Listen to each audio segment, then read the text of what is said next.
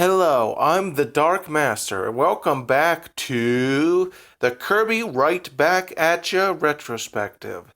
This time we'll be covering episode 15, Kirby's Pet Peeve, or as it's called in the Japanese original, Birth, Kirby's Younger Brother?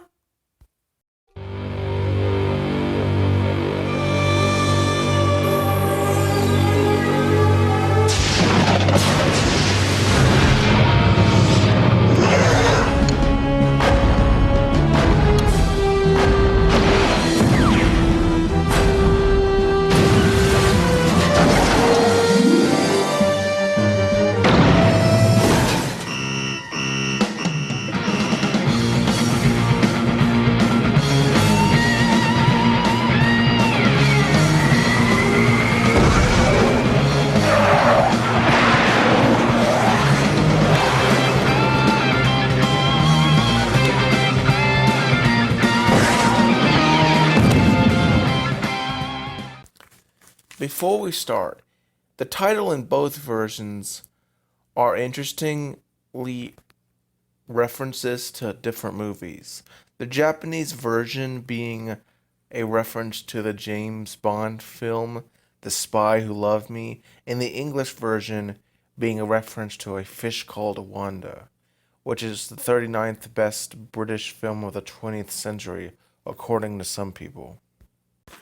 This episode was released as the 16th episode in Japan on January 19th, 2002, and as the 15th episode in the English dub on November 2nd, 2002.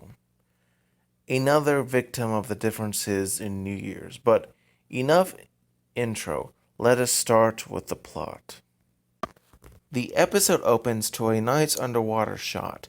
The camera flies into the sky as we get a fish-eye view of Tiff, who is on the beach.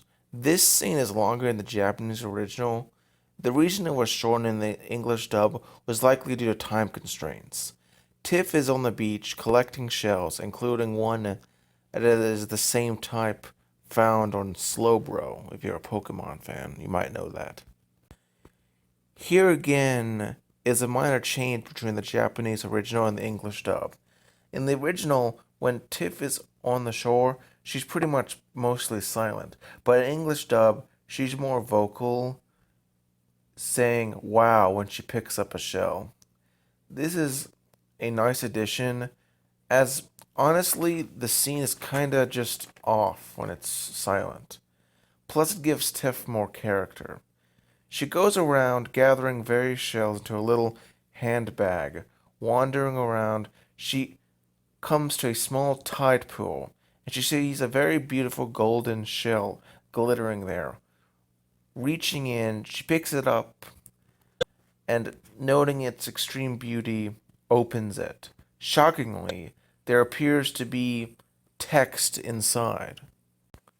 In the Japanese original, this ancient language is called Pupumanji, which is a reference to the real-life symbols known as kanji.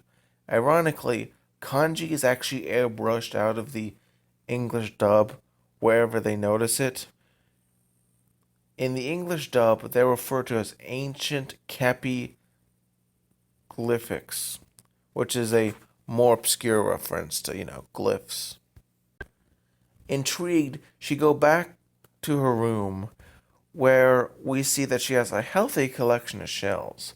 Upon looking through a book about ancient Capi runes, she translates these runes and comes to the conclusion that they say, Tiff, I saw you at the shore recently, and I think you are enchanting.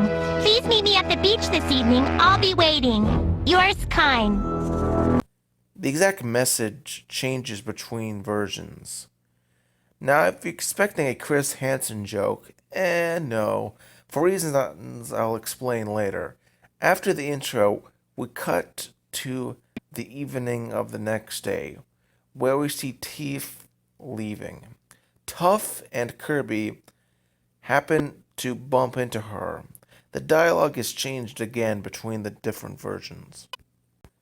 In the Japanese original, Tuff asks her where she is going.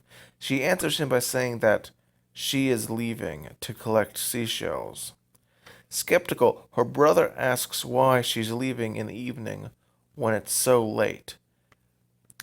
But she says to him to leave her alone. Tuff notes that she's not even carrying any tools to collect the shells with, which is a notable difference.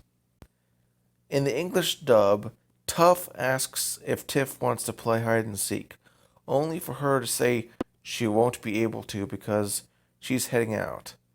Tuff says it's dangerous because it's late, and after some weirdly inserted sniffing sounds, he asks why she's wearing her mom's perfume, only for Tiff to say it's none of his business.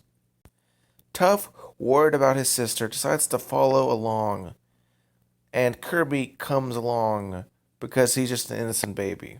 We then cut to the coast, where we see another plot line unfolding, as Dee and Escargoon look over an oceanic map, judging the map worthless, even though for these types of maps they have to be used underwater because they don't work above water. So really it's kind of their own fault that they're having such an issue. In the Japanese original has Escargoon say the map merely gives a hint based on the seashore, but the English dub removes this good explanation. While Dee is looking over the ocean, he sees Tiff, who is looking around on the beach for the person who left her the note. She is secretly being watched by Tuff from behind a rock. In the Japanese original, he's excited that he's about to know Tiff's secret and tells Kirby that he has to hide too. In the English dub, he muses over how they seem to be like secret agents and that Kirby, to play his part, has to keep quiet. Meanwhile, in the background, Kirby is messing with a crab. This crab is actually an enemy from Kirby's Dream Land 3 and Kirby 64, named Kenny, which is a nice name, and I have to say it's quite good that the anime uses its sources as opposed to just, including some generic animal, like it's actually based on a game. That's really good because it's always better when you can use a game element in place of just some generic object, especially if those two things would fill similar roles. Tuff quiets down Kirby to keep from exposing them, as Tiff forlornly says maybe it was just a prank, but then her secret admirer exposes himself. It is Kine, the Sunfish animal friend, also from Dreamland 3. No, not that kind of sunfish. We're talking about the marine one. Kine here, voiced by Darren Dunstan, expresses his joy at Tiff being here, as he thought she wouldn't come. Tiff is less than enthused by this, grimacing as Kine explains his excitement. Tiff asks if he's really Kine, to which the fish answers yes. Tiff asks him how he knows to write in that ancient Kappy runes. In the original, he just says he can, but the English dub, he says that he and other fish are well educated because they spend so much time in schools. Get it? It's a fish pun. Please laugh. Though honestly, the question shouldn't be how he knows how to write. It should be how he writes in the first place. I mean, he doesn't have opposable thumbs. Tiff asks for an explanation, and Kine explains that every day he'd see her collecting seashells. Kine asks her about her interests in such, and she says she loves marine biology. The Japanese original, Tiff asks why he's interested in her interests, only for him to say she's stolen his heart. In the English dub, when Tiff says she loves marine biology, he takes it personally as a confession of love to him, and actually confesses that since they have a lot in common, she should be his girlfriend. As you can probably predict, she's quite shocked. Tuff bursts out laughing, exposing his following of Tiff, who then demands to know why he's here. In the Japanese original, Tuff says how pointless it is for him to get her affection, which is a low-key roast. In the English dub, instead, he talks to his sister about how fishy the situation is. Get it? Another joke? Kine offers to show Tiff all around underwater and live with him. Tiff is shocked, and Kine asks if she's ever heard of the Little Mermaid. Nice reference there. Tiff then points out that he's a fish and that she's can't breathe underwater. But Kine points out that they both have hearts and his beats for her. She groans as Tuff taunts her, saying he might be the only one to want to date her. Ouch. Oof. Tiff is not amused and yells at her brother, knocking Kirby over, and tells Kine that she can't live in the water and he can't live on land, and that they should just forget it. Tuff surprisingly expresses sympathy for the poor fish, lamenting that he's not a lungfish. In the Japanese original, Tiff says she'd think about it being his girlfriend only if he could get on land and survive. Meanwhile, Tuff is way ruder in the Japanese original, calling Kine a dumb fish. He and Kirby then run off, leaving Kine alone and dejected. But then a familiar voice cheers him up as DDD and Escargoon arrive and start to talk with him. DDD says maybe they can help each other off, and Escargoon asks if Kine wants to spend time with Tiff, which of course the fish says yes. Escargoon says they can get him a way to live out of the ocean, and DD explains all they want in exchange is the location of the rainbow coral reef, called the Rainbow Coral Forest in the Japanese original.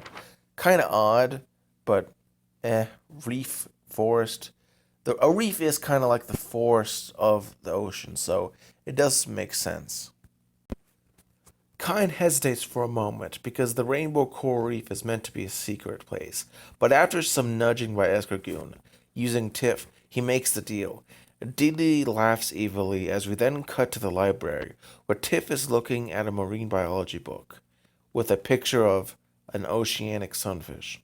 She sighs as she looks at the picture when Tiff and Kirby enter the scene, laughing at the earlier interaction between her and Kine. The dialogue changes between versions. In the Japanese original, Tuff says the fish must be weird to like her, in which he says she doesn't hate fish, and that he should be nice to Kine, since they're both vertebrates. Which is true, but kind of an odd argument.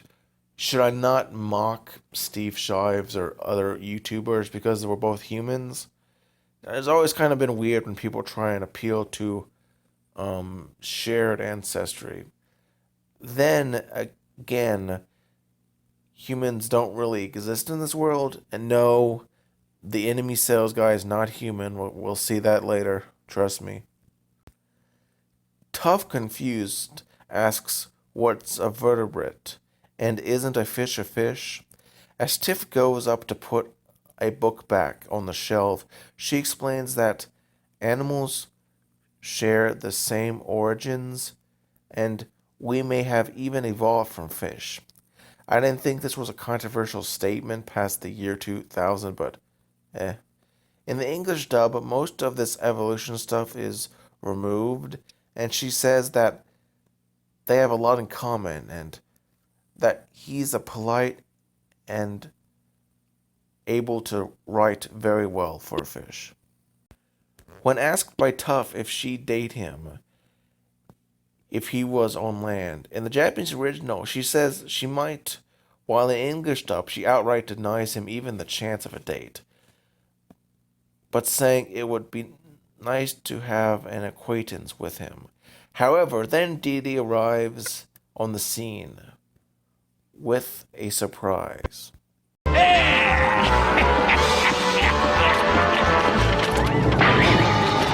Well, here I am for our date, Tippy. Yes, the king actually kept his promise, as he has some Waddle Dees pulling in a tank with Kine in there, in a tube that eases speaking. Tiff asks how he got this, but the king explains before walking off, laughing maniacally, explaining he just wanted to help before leaving. Tuff points out the promise Tiff made about giving him a date. Tiff says he's technically not on land, but in the tank's water. Tuff then points out that Kine put in a great deal of effort and that she could at least show the fish around and show how life on land is. In the Japanese original, Tuff then tells Kirby to get Fololo and Falala to help them push Kine around Cappytown. But in the English dub, he instead suggests that he and Kirby help wheel Kine around Cappytown. This unfortunate change means Fololo and Falala appear out of nowhere in the next scene. We then cut to a shot outside with a crowd gathered around Kine's tank, intrigued. Professor Curio is the first to react. In the Japanese original, he correctly refers to Kine as an oceanic sunfish. In the English dub, however, he uses a scientific name, Acanthurus coccioruleus. While I appreciate the scientific attempt, the actual scientific name for the oceanic sunfish is Mola mola, whereas this scientific name Curio uses refers instead to the blue doctorfish. A random Cappy farmer asks Tiff if this is some sort of science fair experiment. Tuff, however, butts in and says it's Tiff's date, leaving the Cappies shocked and his sister annoyed. He explains the situation to the Cappies, who are surprisingly cool with it. Curio even says they make a cute couple, which leads to Tiff's chagrin. Tuff and Kirby then get people to clear away as they Fololo, Falala, and Tiff push Kine down the street. He marvels at the land's vast beauty. He asks what the colorful plants are. Tiff answers tersely that they are flowers, and you can just tell she's out of it. Kine says they have something similar called coral in the seas, to which Tiff says she already knows, again in a terse manner. We then get a sort of dream sequence / flashback to the rainbow coral reef, as Kine explains that he was worried that land would be too different, but says it isn't all that different. Tiff, however, rains on his parade by saying they are different, and the two argue for a bit, with Tiff making Kine sad. Tuff laughs and reminds Tiff on her earlier statements, as Tiff looks a little dejected. We then cut to a shot of the sea, and beneath the silhouette of a shark, we see King Dedede and Escargoon piloting a submersible. Dedede's submarine functions as the quote-unquote monster of the week, and as for its design, it's rather cubic, with two mechanical arms and some secret weapons we'll see later. It's really quite utilitarian and obviously doesn't have a voice actor. Frankly, it's, in my opinion, the worst villain, in quotes, that we've seen so far in terms of design. The Japanese original is oddly silent for a moment, as we see the king has protective snorkels. Always nice to see someone prepared for the worst. As they come to the rainbow coral reef, there are several shots of the reef. All but one of these were cut from the English dub, likely due to time restraints. King Dedede then proceeds to claim the area and begin tearing down the beautiful corals, as we see a cameo of Floatzo and anything from Kirby's Dreamland appear. And really, it's just there, but its inclusion, much like that of Kenny earlier, is nice. The reasons that Deity wants to destroy this reef change between versions. The Japanese original, it's simply to get resources, whereas in the English dub, the king wants an underwater castle. It's kind of a nice contrast between Kine's wish and Deity's wish. They both want to go to other worlds, but for different reasons, and that really strengthens the overall theme of the episode.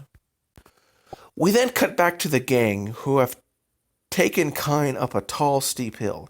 Tuff, Kirby, and the rest, except Tiff, are all exhausted. Tiff points them to highlight the difficulties of life on land, but Kine keeps his hopes up. Tiff tries to reason with him, but she and Kine are distracted when they see a happy couple walking down the street. This inspires Kine to ask Tiff if they can hold hands. Tiff points out the atomical issues with that proposal, but Kine ignores her and slams on the side of the glass, which loosens the stones, keeping him in place, and sends it rolling down the hill, with Kine yelling in fear. We see him rolling through town as the group chase after him. Sadly, they are much too late, as he smashes into a large tree, breaking the glass and sending him flying. He then crashes in the Chef Kawasaki's restaurant. In the Japanese original, Kawasaki was asking Dr. Yabui, who debuts in this episode, if he wants fish, to which the doctor answers yes, saying that seafood is good for the body. In the English dub, Kawasaki asking the question is removed, and Dr. Yabui asks directly for fish. Before we continue with the plot, Dr. Yabui, or Yabushiya, as his name is said in Japan, is voiced perfectly well by David Lapkin, who also voices Sir Ibram, and Lucian from Sinnoh, Elite Four. In the Japanese original, he's voiced by Sekin Kazamui, whose only voice credit are for this guy in Biblio, another background character of this anime, which is perhaps the most background of all the Cappies in the background. So obscure, I bet I'm the first person to even mention the character by name on YouTube. He does a fine enough job. A few more facts about Yabui is that his name is a pun on the Japanese term Yabusha, which refers to a doctor with little or no medical experience. Not really sounding all that good. What if I also told you he's horrified of needles, to the point of fainting at the sight of them? He is also the town's only doctor. Yeah, the healthcare in this region is terrible. Returning to the plot, in either version, Kawasaki says unfortunately he's all out of fish, which explains why the English dub removed Kawasaki's initial question, because it would have been well redundant. Bursting into the window, however, Kine falls on the table, shocking both Kawasaki and the customer. Tiff and the gang are seen running to the restaurant, as we see Kine can survive pretty well on land for fish, at least for a short period of time. In the Japanese original, Chef Kawasaki repeatedly says, "Hold it," while Kine shouts, "No, no, no." In the English dub, Kine is silent as Kawasaki tells him to cease with the struggling and get on the chopping block. Kawasaki corners the exhausted fish and is about to kill him and serve his flesh when Tiff runs in and stops him, with Kirby even jumping in between the butcher knife and Kine. Tuff then tells Kawasaki that that is his sister's boyfriend, which understandably befuddles the chef. We then see the kids have put Kine into a new container with water. Tiff then says again life on land is dangerous. Tuff says he must have 9 lives, to which Kine makes a horrible pun. Maybe that means I'm part catfish. Tiff says, I told you so, and Tuff tells Kine he won't be as lucky next time. Before the conversation can continue, however, Dynablade comes soaring out of nowhere and grabs the small fish in her mighty talons, blowing Tiff and the others away. One has to guess why such a large bird would bother with Kine. Kine, in desperation, jumps out of the metal container as Dynablade flies out of the episode entirely. Tuff and the others see him falling and go to him. Kine, in the end, falls into the mayor's house, landing into a hot bath. The mayor says they gotta get him out fast before he boils. They get him out and put him in a river, which would actually kill him due to osmosis, so it could arguably be even worse than the bath, but oh well. Kine asks Tiff if life is normally this exciting, and she says no. Kine finally gets some self-reflection, helped by Tuff's relative blunt statements on where fish belong. Kine asks if Tiff thinks it's crazy for a fish to want to live on land. She answers yes. Then he comments Didi must be crazy because he wants to live in the sea. Tuff asks what does he mean, to which Kine explains the bargain he and the king made with him about directions to the rainbow coral reef. Tiff then asks Kine where did the king want to go, and Kine tells them obviously, and Tiff says they should go to the castle. We then cut to the submarine destroying priceless natural wonders of coral. In the Japanese original, he's singing about how the sea is his, while in the English dub, he takes comfort in knowing that the coral will be cleared in no time. Back at the castle, Sir Ibram is explaining that the king wanted to build a new castle underwater. Tuff says that will wreck the reef, which Ladylike wonders how the king found out the reef's location. We know how this happened, so let's continue. Kine feels ashamed for having been tricked, and asks for the help in getting back to the sea to save his home and friends. We cut to the king, who's busy destroying the reef. In the Japanese original, there is a scene where Kine first interferes and yells stop. This was removed in the English dub in favor of a cliffhanger before a commercial break. Kine charges at the sub, but Didi's submarine is more powerful and easily slots him away into the seafloor.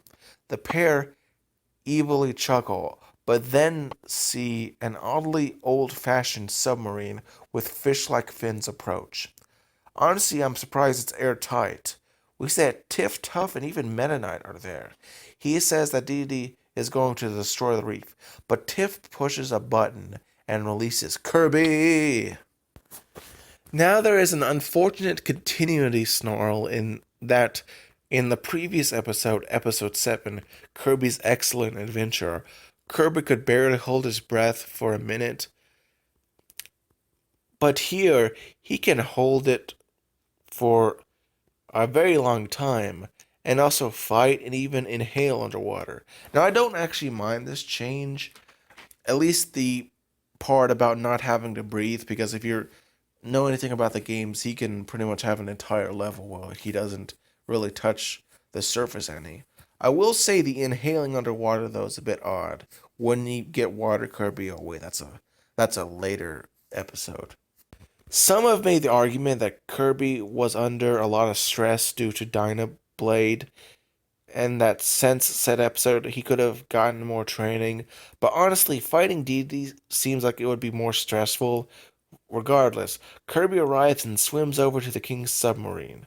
In the Japanese original, when confronted, Didi swears and becomes deeply angry that Kirby shows up in a key moment. But Estragoon then assures him that Kirby cannot inhale underwater. Estragoon, you'd be right if this was the video games, but sadly you're a bit incorrect here. In the English dub, all profanity was, of course, obviously removed due to the censors, and Escargoon makes the quite obvious conclusion that Kirby must be the heir to stop them. The change does make sense, as, cursing is probably not all that appropriate for a kid's show, though it can work in certain circumstances. Kirby then charges at the sub. Though like Kine, King Deity has no issue beating him back. Laughing, the king shoots missiles at Kirby. Kirby dodges these torpedoes, which unfortunately explode near the sub, and the kids are in danger. Luckily, Kine saves Tiff from drowning, who generates an air bubble around her, allowing her to survive. He then does the same for Tuff, who is also underwater, but is somehow able to talk. It's kind of interesting. They're pretty resilient to drowning.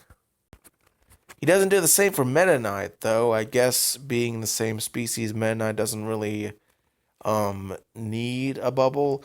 Plus, it seems that he swam pretty much immediately to the surface really fast. Though, then again, maybe Kine just doesn't really care about Meta Knight. Kirby fights the submarine, but is sadly grabbed by the metal claspers, and using a secret boxing glove appendage, Diddy begins beating the pink off of Kirby. Kine can't stand this, and when Tiff expresses some concern, the fish charges a second time and manages to push Kirby out of the hands of Deity's submarine, much to the chagrin of Deity. Kirby is really annoyed now, and he begins sucking underwater, despite the games depicting him unable to do so. Tiff says Kine should get out of the way. He does so, with some effort, escape, and hides behind some rocks with the kids. Meanwhile, Deity's submarine is not so lucky, and when they try to make a getaway, the propeller is inhaled by Kirby, and well, this happens.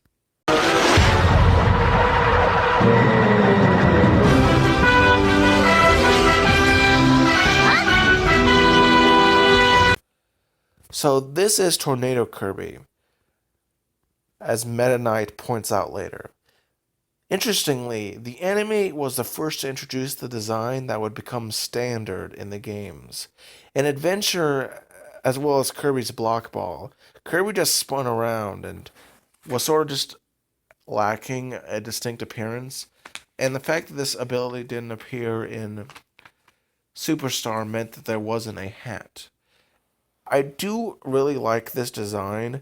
It has a emerald, 2 spirals, and a little tornado on the top. It's really kind of simple, but it's just elegant enough to be unique.